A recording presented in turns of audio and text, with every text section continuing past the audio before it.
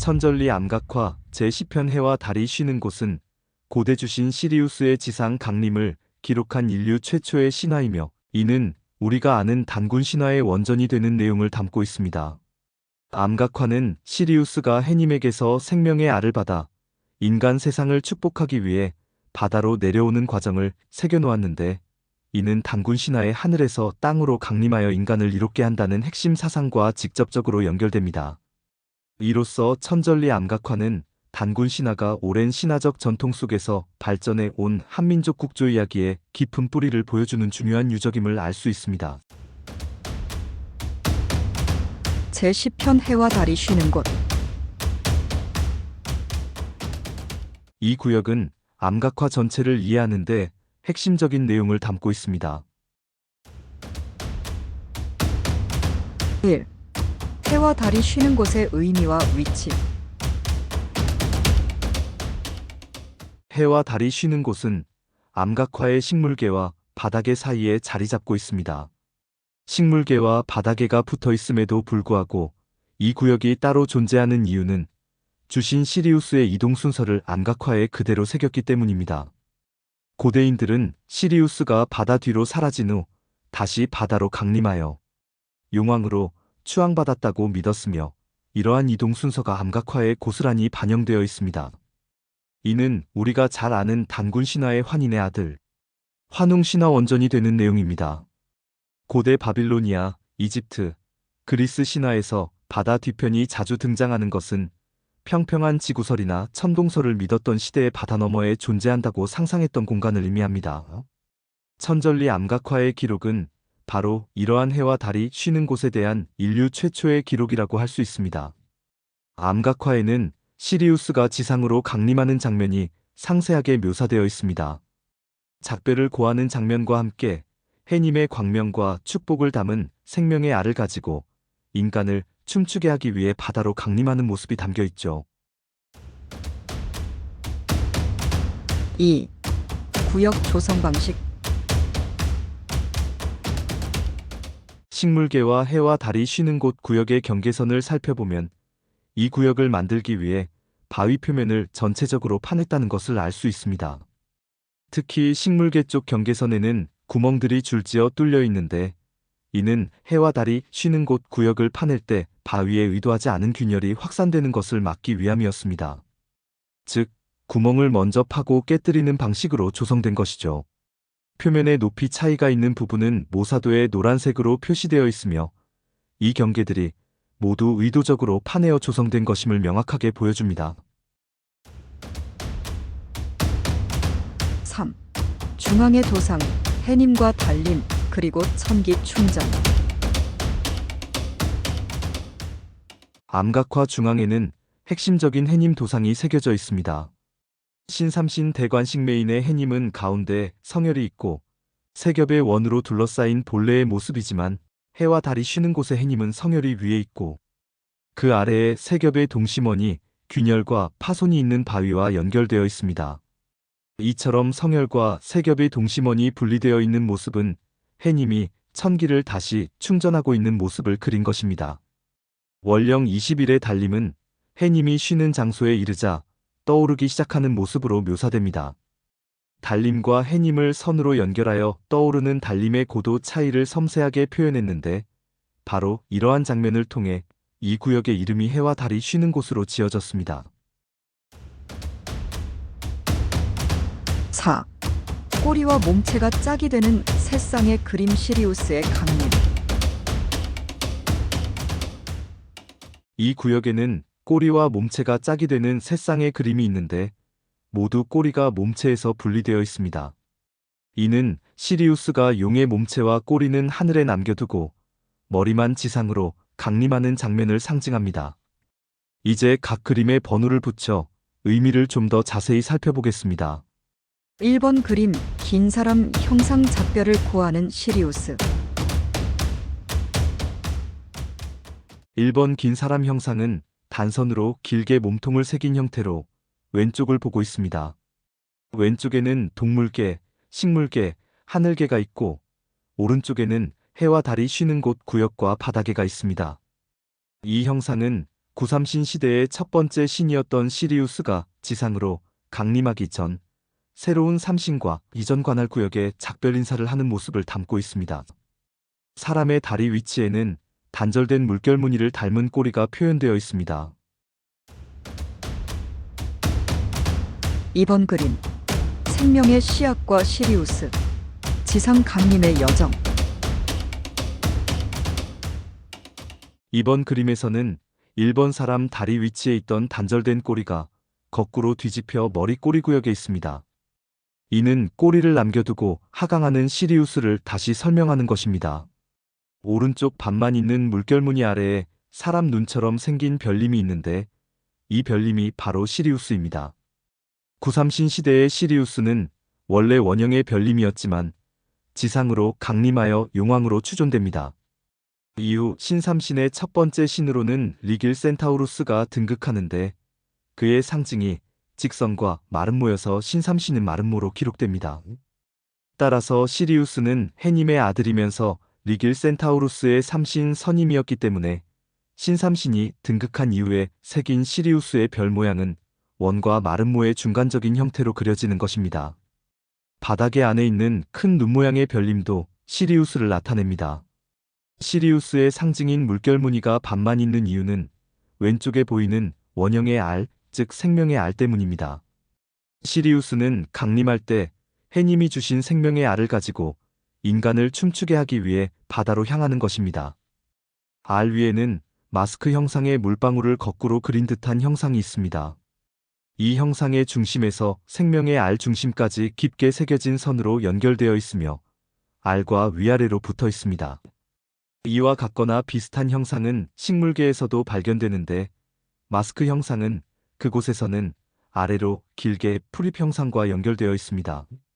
식물계에서는 단순히 해님의 햇빛으로 생각되었지만 이번 그림에서 같은 형상이 생명의 알과 함께 나타나면서 이 형상이 해님과 관계가 있으며 해님이 주는 것을 표현한 것으로 해석됩니다. 특히 식물계의 마스크 모양과 해와 달이 쉬는 곳의 마스크 모양은 해님이 자신이 밤에 모은 천기를 아낌없이 모두 주어 심지어 성혈과 동심원마저 제자리에 있지 못하는 장면을 그린 것을 알 수 있습니다. 해님의 세 가지 형상에 대해 다시 한번 말씀드리자면 신삼신 대관식 메인의 해님은 가운데 성혈이 있고 세 겹의 원으로 둘러싸여 있는 본래의 모습입니다. 해와 달이 쉬는 곳의 해님은 성혈 아래 세 겹의 동심원이 균열과 파손이 있는 바위와 연결되어 있는데 이는 해님이 천기를 다시 충전하고 있는 모습입니다.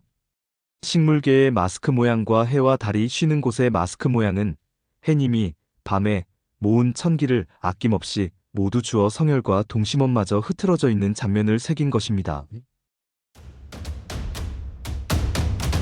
3번 그림 날개를 달고 생명의 알을 잡고 있는 시리우스.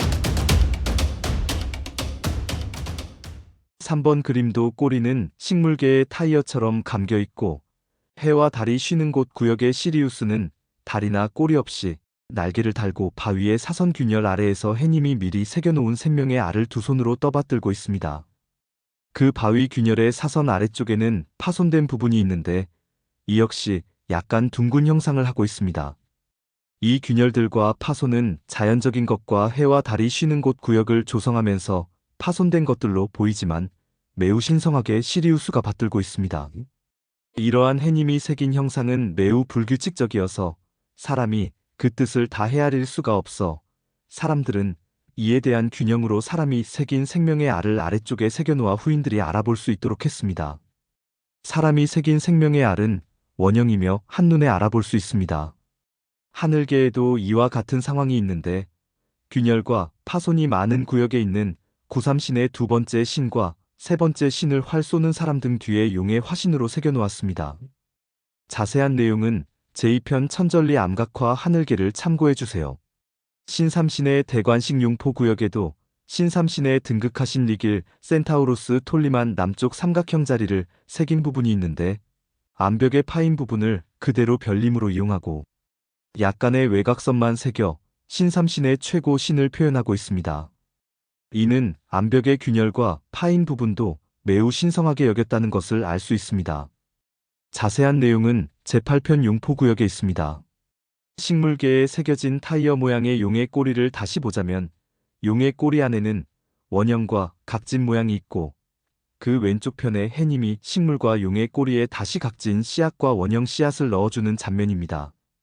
용의 꼬리는 이미 신삼신에게 전해진 것이므로 해님은 용왕으로 부임지로 떠나는 시리우스에게도 생명의 알을 듬뿍 넣어주고 다시 신삼신에게도 동일하게 생명의 알과 씨앗을 넣어주는 장면입니다. 5. 꼬리, 기호, 구역. 해와 달이 쉬는 곳 구역 위에는 가로로 새긴 물결 무늬가 있는데 이는 주신 시리우스가 이 구간을 지나간다는 표시입니다.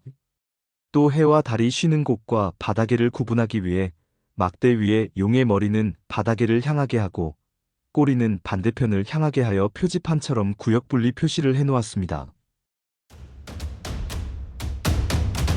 천전리 암각화와 단군 신화의 시간적 비교. 천전리 암각화에 기록된 내용과 우리가 흔히 아는 단군 신화는 시간적 시점에서 흥미로운 비교와 연결점을 가집니다. 천전리 암각화의 기록을 통해 단군 신화의 뿌리가 훨씬 더 깊은 고대 신앙 체계에 있음을 알 수 있습니다. 2일. 천전리 암각화의 시간적 시점 태초의 기록. 천전리 암각화는 구삼신 시대부터 신삼신 시대로 이어지는 신화적 시간대를 담고 있습니다. 여기서 시리우스는 구삼신 시대의 첫 번째 삼신으로 등장하며 해와 달이 쉬는 곳 구역은 지상으로 강림하는 과정을 상세히 묘사합니다. 이는 해님으로부터 생명의 알을 받아 바다를 통해 인간 세상으로 내려오는 이야기로 아직 특정 민족이나 국가가 형성되기 이전의 인류 보편적인 창조 신화에 가까운 매우 원시적이고 태고적인 시점을 나타냅니다. 암각화는 고대인들이 천체 특히 시리우스의 움직임을 관찰하고 이를 신화적으로 해석하여 자신들의 세계관을 형성했던 과정을 보여줍니다. 바다 뒤편이라는 개념은 평평한 지구설이나 천동설을 믿었던 시대의 우주관을 반영하며 이는 문자 기록 이전에 구전되고 벽화로 남겨졌을 법한 인류 최초의 신화적 서사에 해당합니다. 2. 단군 신화. 국가 형성기의 건국 신화. 단군 신화는 환인, 환웅, 단군으로 이어지는 계보를 통해 고조선 건국을 이야기하는 신화입니다.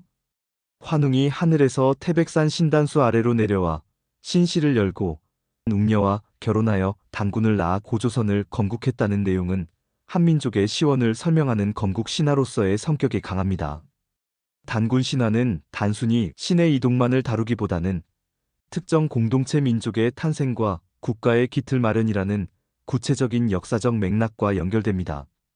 이는 농경 사회가 정착되고 부족 사회를 넘어선 정치 체제가 형성되는 시기에 만들어졌거나 정립되었을 가능성이 높습니다. 하늘에서 내려온 존재가 땅에서 나라를 세운다는 서사는 건국 시기의 정당성과 신성성을 부여하는 역할을 합니다. 3. 시리우스 강림 신화가 단군 신화의 원전. 천전리 암각화의 기록은 단군 신화가 단순히 독립적인 건국 신화가 아니라 그 이전에 존재했던 더 오래된 신화적 원형에서 파생되었음을 시사합니다. 천전리 암각화에서 시리우스가 해님으로부터 생명의 알을 받아 바다를 통해 지상으로 강림하는 모습은 단군 신화에서 환웅이 하늘에서 태백산으로 강림하는 서사와 직접적으로 연결됩니다. 하늘의 존재가 땅으로 내려와 인간 세계에 개입한다는 핵심 모티프가 동일합니다.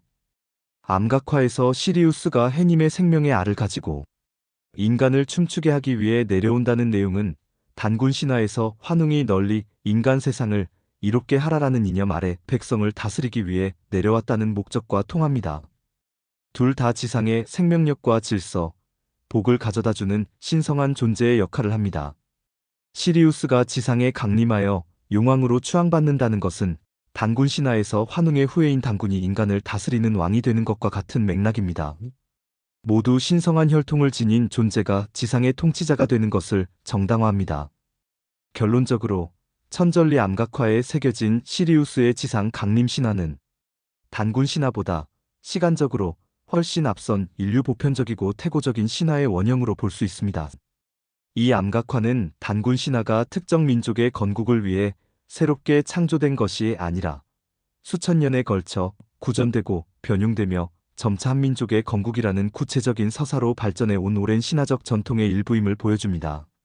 즉, 암각화의 신화는 해와 달, 별이 인간 세상에 복을 주는 우주적 스케일의 원시 신앙이며, 단군 신화는 그 보편적인 신앙이 특정 공동체의 정체성과 연결되어 국가를 세우는 이야기로 구체화된 형태라고 할 수 있습니다. 마무리 및 다음 편 예고. 천전리 암각화 시편 해와 달이 쉬는 곳에 대한 이야기는 여기까지입니다. 이 구역은 해와 달 그리고 주신 시리우스의 강림을 통해 인류의 근원적인 생명력과 축복을 기원했던 고대인들의 깊은 세계관을 보여줍니다. 또한 단군 신화의 뿌리가 되는 신화적 원형을 담고 있어 우리 민족의 유구한 역사와 사상을 이해하는 데 중요한 통찰을 제공하죠. 다음 이야기 제11편 바닥에. 다음 제11편에서는 바닥에로 떠나봅니다. 물결무늬로 표현된 용왕님의 정체와 구삼신 시리우스가 신삼신 리길 센타우루스에게 지상계 관할의 상징인 천기다발을 전해주는 중요한 장면을 자세히 살펴볼 거예요. 더불어 원래 구삼신 시리우스가 해님에게 천기다발을 전해받는 장면과 시리우스가 구삼신으로 재위할 당시 신삼신들의 별자리가 어떻게 기록되어 있는지도 함께 파헤쳐볼 예정이니 많은 기대 부탁드립니다.